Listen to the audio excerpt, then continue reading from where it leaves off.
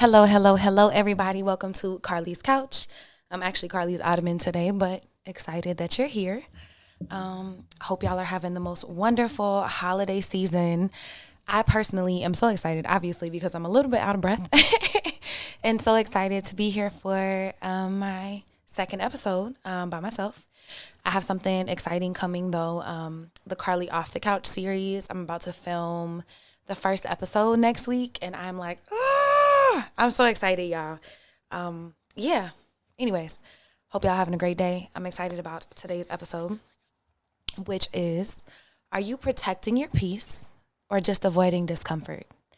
And I thought about this because I saw a trainer that I follow on Instagram talk about, oh, everybody's trying to protect their peace. But really, are you doing that, or are you avoiding things? And I wanted to sit with that and look at my own life and look at my own choices and sit with, what that really means. And so we're going to talk through that today. I'm also going to get back on the questions from the couch, but I ain't got one today. So my question is, how are y'all doing? And if you say good, what kind of good? Like, elaborate. Let's use some of these beautiful adjectives that are in, well, they might not be beautiful because it's the English language, but some of these amazing adjectives that we have in the English language. Okay. Or whatever other language you think in. But when you think about protecting your peace versus avoiding discomfort, the first question is, like, how do you know the difference? Like, because a lot of decisions could be like, feel like in the moment, oh, I'm protecting my peace. But when you really sit down with it, how do you know? So I have a couple of questions. What does your pattern look like? So I know it's a holiday season. It's a little chaotic. It's a little busy. There's a lot of invites for holiday parties and birthdays and Christmas things and family might want to come over. And there's a lot of opportunity right now to test if you are practicing peace or avoiding discomfort. So what an exciting time. But think about, what does your pattern look like? Like, are you avoiding every hard thing, or are you actually saying no to the things that would help you protect your peace? So for me, peace is an intentional boundary. So when you think about something protecting your peace, it might be like, hey, can you help me move on Saturday? But you know that you have your kids' party that afternoon and you would be really tired, but you really want to help. But in this instance, you want to be refreshed and full for everything else you have to do. So you might say no.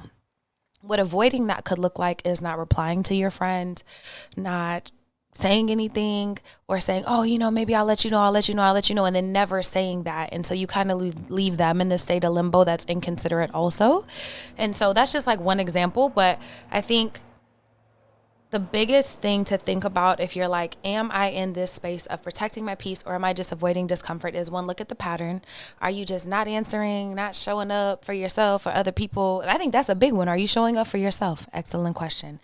And I think a great example of that is, working out is hard and it doesn't always feel good and you might not enjoy it. I do, because I'm a psychopath, but you might not.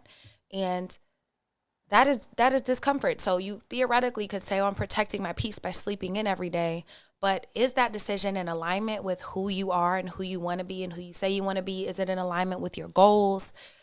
Is it the higher purpose? Is it serving your higher self? And I think that's a great way to disseminate which you are doing in this season of protecting your peace or avoiding discomfort. And I know I always use working out, but I feel like sometimes the physicality of it is so simplistic when we think about these higher concepts or bigger decisions. Because no, a lot of people don't want to get up to go for a run when it's freezing cold outside, especially during the winter. But if it's serving your higher self, your higher goals, if it's something that would help you mentally, clear that space before you have time with your kids, before you go to work, before you deal with a very hectic day, then that's something that you need to do, even if it doesn't always feel great. So that, in a sense, is protecting your peace. When you think about, is this protecting my peace, or is this me avoiding something? Think about peace as being in alignment.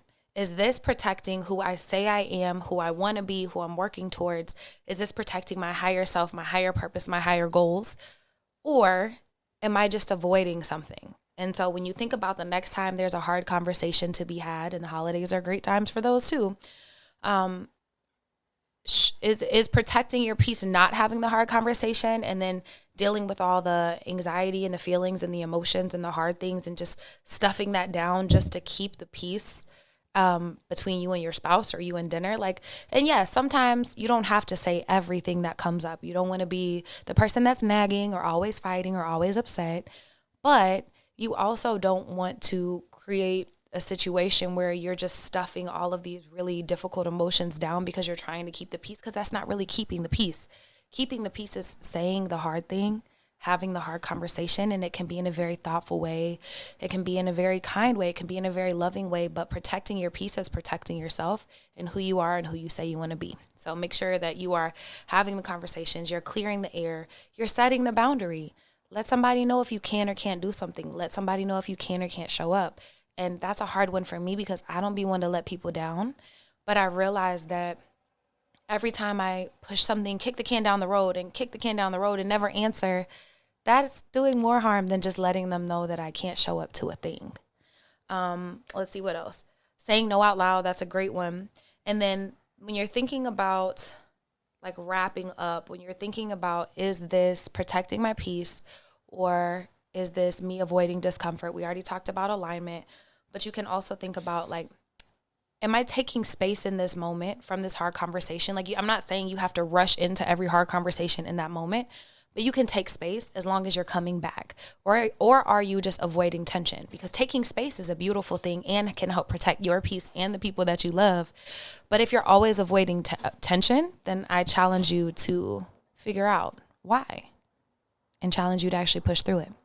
Another one is this just in alignment with my highest self? I feel like that's the bottom line of the episode, and I hope you walk away with that. And this is going to be a quick one today, y'all, because I got stuff to do. If you're watching, I'm in my Oklahoma's finest today.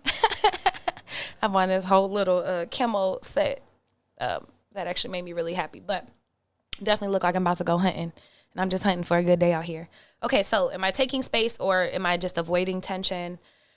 Will this create clarity or confusion? Like, are you saying the no out loud? Are you being honest about things when people ask you? Are you being honest with yourself? And you also think about, is this really protecting my well-being or am I just avoiding being vulnerable? And I feel like Lexi would have loved that question because that's a big one.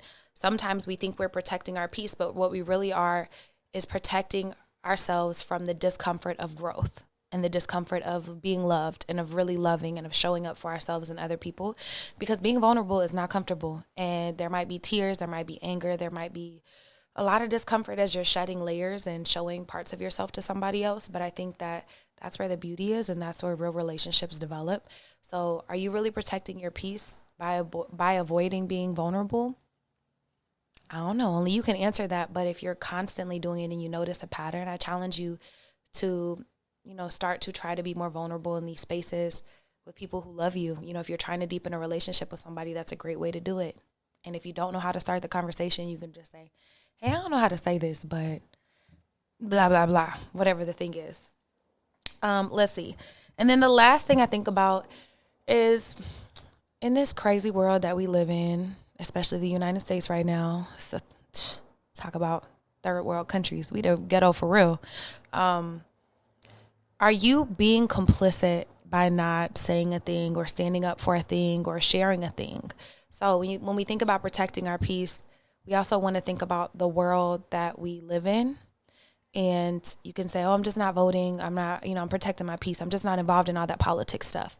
But are you really protecting your peace if you're not participating in systems that actively build the world around us, that take away funding for women's healthcare rights? Like, women's rights change depending on the state you go to, and that is insane to me.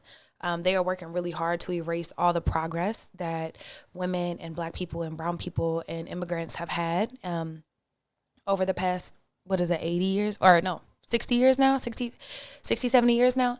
And even more than that, but I'm thinking of the 60s specifically. And is protecting your peace, by not getting involved in a way that you want to. I'm not telling you to go march or go do anything, but even like voting, even talking about things, helping educate yourself, helping educate other people to be more active participants in this world around us. think about what that means to you and what level you feel comfortable with that actually is in alignment with yourself, has you standing up for things you believe in, and also showing up in a way that feels good to you. Maybe that's just cutting that check to the politician who you believe in. Like, shout out to Mom Donnie in New York. You know what I'm saying? Like, maybe that's cutting a check. Maybe that's volunteering at a polling place. Maybe that is just sharing information on your social media. Or maybe it's having a difficult conversation with some of your friends. I know that some of my friends, I talked to them, what was it, Halloween? And one of my line sisters, shout out to her, she was doing a pumpkin carving party with her family, and they went through all the propositions on the ballot. Very low-hanging fruit for her. Everybody has a different one, and they do their own research, and then you talk about it there. That way you feel more informed on voting. And that feels like a much more protect your peace type of way of dealing with what can be so overwhelming and disheartening and infuriating in our world. And so I want to challenge you to think about what that looks like for you on the bigger scale. So that's on the macro scale, like what can you do to show up for yourself and honor yourself, but also honor the things that you care about. And then on a very, micro scale for yourself, is this thing that I'm doing in alignment for my well-being, or am I just avoiding growth? Is this, in service of my higher self? Is this helping me be more healthy mentally, physically, emotionally, spiritually? Or am I avoiding doing the work that I know that I need to do? Hit me at Carlie's Couch. Let me know. I would love to hear from y'all, hear how these holidays are going. I'm so excited for these next couple episodes I got dropping for y'all. And shoot, I don't know if I'm going to see y'all before my birthday. So happy early birthday to me and all the love.